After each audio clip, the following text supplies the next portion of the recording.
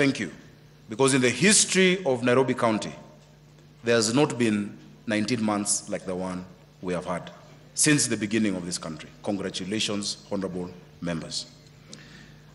I acknowledge the great work done by the Nairobi City County Assembly in its oversight, representation, and legislative roles. Members, you hold and represent the hopes and aspirations of millions of Nairobians, and you can always count on my support as you execute your mandate.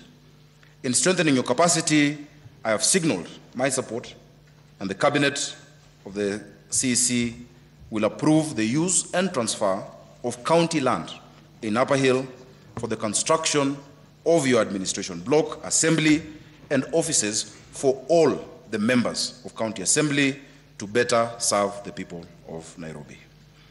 Honorable members, even before I took office, I felt the weight of the county's problems.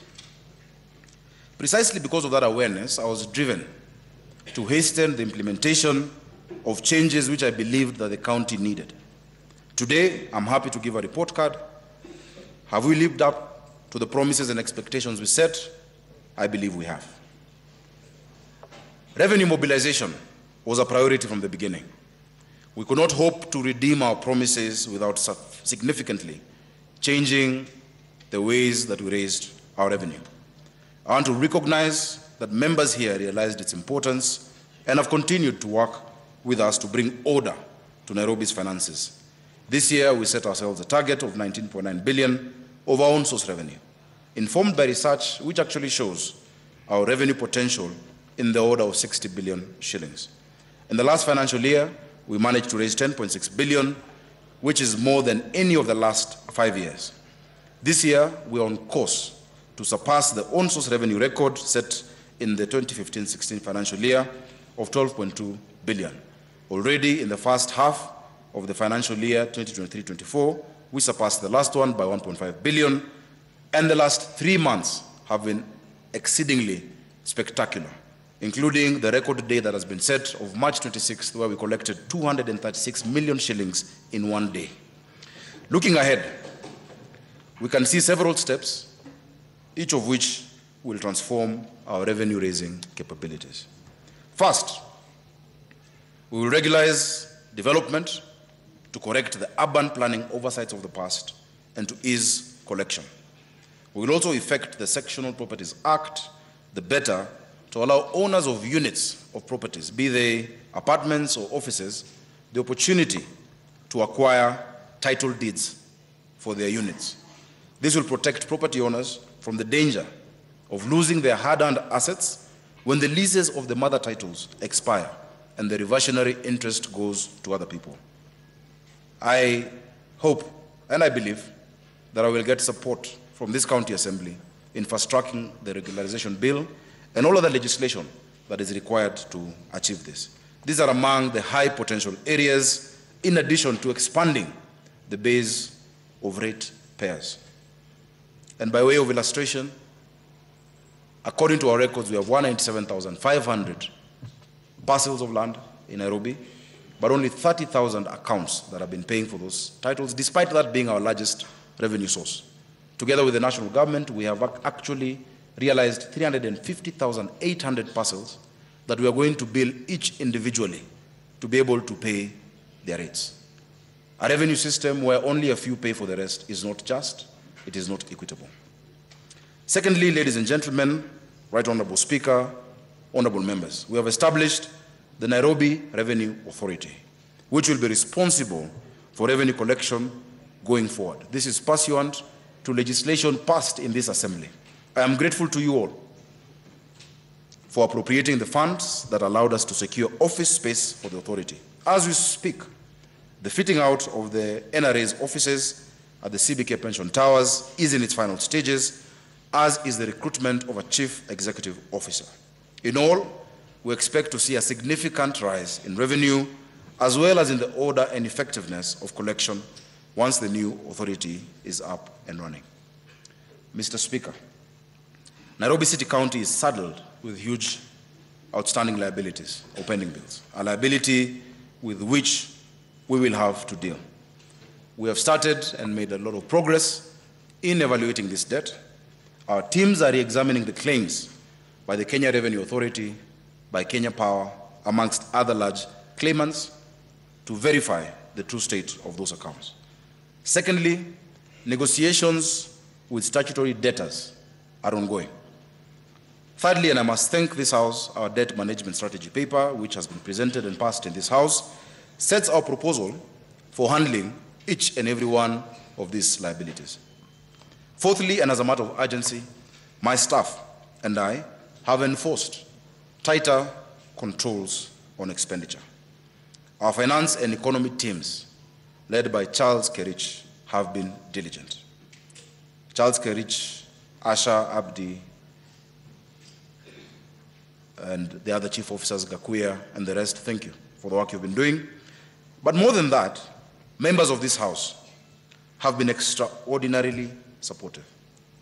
Over time, we have been able to achieve significant fiscal discipline, which then makes our programs feasible and which honors the people of Nairobi who entrusted us with their hard-earned money. We have also maintained, as difficult as it was in the beginning, our no-cash policy in government, ensuring that our revenue streams are digitized. Honorable members, the Unified Business Permit was a campaign pledge that my administration was keen to implement. I am delighted to inform this House that we rolled this out beginning 1st of January this year, and it is already making it easier to do business in Nairobi. Our people no longer have to go to different offices to seek different licenses. All licenses are available in a one-stop shop. We have encouraged Nairobians to seek services online through our portal www.nairobiservices.go.ke, through our USSD code *647#.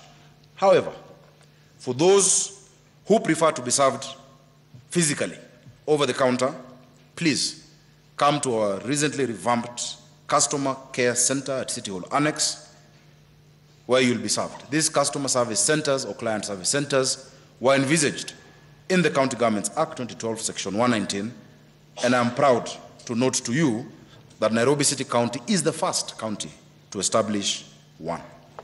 For the last 3 months, members, the county has been offering civic education on the Unified Business Permit and helping customers to create online accounts.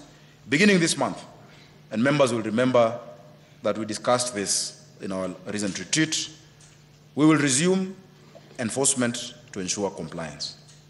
The county government has developed an enforcement application or app that will allow targeted and efficient interaction with our clients, aiming to encourage compliance. The era of county askaris raiding business premises and harassing traders is behind us, and it must remain behind us. We must neither tolerate it nor accept it. We continue to ensure that our enforcement is respectful but firm. We are glad that cases of running battles, and I'm sure the informal mayor of the city, Mheshimiwa Kwenya, will attest to it, running battles between our enforcement officers and hawkers are a thing of the past. And there's been no public transportation strike in the last 19 months. I'm sure Honorable Musangi will confirm that we've not had a strike of PSVs in the 19 months. We intend, is he in the house? Yes. Yes. No, he is not. Thank you. The official names I know is Honorable Musangi, not Zakayo. Members, we intend to keep it that way. And this has been occasioned by our new approach to enforcement and compliance, which includes dialogue and continued engagement with different sectors. Members, many times you have seen me holding meetings here at Charter Hall with players in the PSV industry, with matatu owners. You have seen me meeting with hawkers. We continue to do dialogue. It's the better way to come out. However, we have had cases in the recent past where certain quarters have taken advantage of our new stance. We have had unfortunate incidents where some of our officers have been attacked in the line of duty. Members, this is unacceptable. We will not tolerate this. we must let our enforcement officers do their work. Obstruction of government officers fulfilling their mandate is a crime punishable by law and will be dealt with firmly. The people of Nairobi affirmed their desire for a city of order. Order will be maintained. To set the record straight, members, and to be clear, there is no problem whatsoever in recording officers as they perform their duties. If anything, it leads to increased accountability. You can even shoot a movie if you want. What we will not accept is obstructing them or inciting the public to turn against them as they perform their duties. Order will be established and order will be maintained. Honorable members, I really expect your support in protecting our officers, but ensuring that they also have accountability for the work that they do and that they treat the people of Nairobi with dignity. That is an affirmation that we have made. That is an affirmation that we intend to keep. Part of the proposals we have is to introduce, once the assembly passes, the use of body cameras on our officers, so that the whole story can always be seen. When somebody takes a 3-second clip or half-a-minute clip and blasts it on social media, always half of the story is told. But just like a coin, there are 2 sides plus the other side. There are actually 3 sides. Let us have the full story and let us affirm the integrity and the dignity of Nairobi City County government officers. Members, I hope that you will support me on that. This financial year, honorable members, ladies and gentlemen, the county government kicked off e-procurement to inculcate transparency and efficiency in the process of onboarding suppliers, as well as in receiving and accounting for goods and services. It was long overdue. Our manual processes were prone to delays and abuse. Many times there were cases of fake LPOs printed in River Road or other places that we said we have to move away from. E-procurement, ladies and gentlemen, has brought back sanity. I want to affirm to you that there shall be no turning back from e-procurement.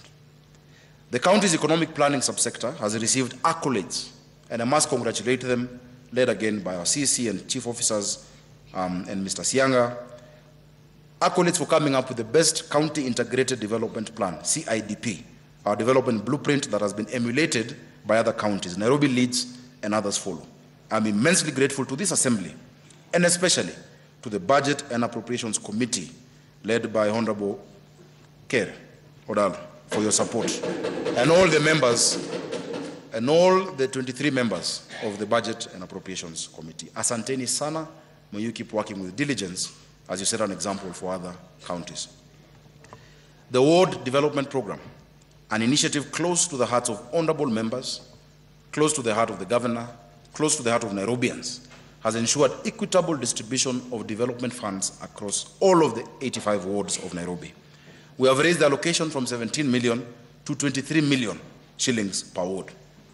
WDP has tarmacked the first county road in Udhiru-Rudhimitu ward.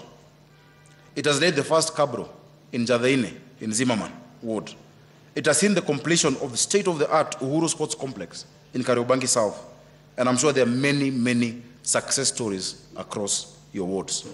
There are now 85 projects worth 1.92 billion that are currently underway.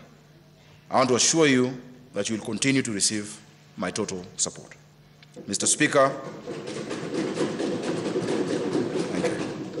Mr. Speaker and honorable members, let me now turn to our work to satisfy the value of dignity.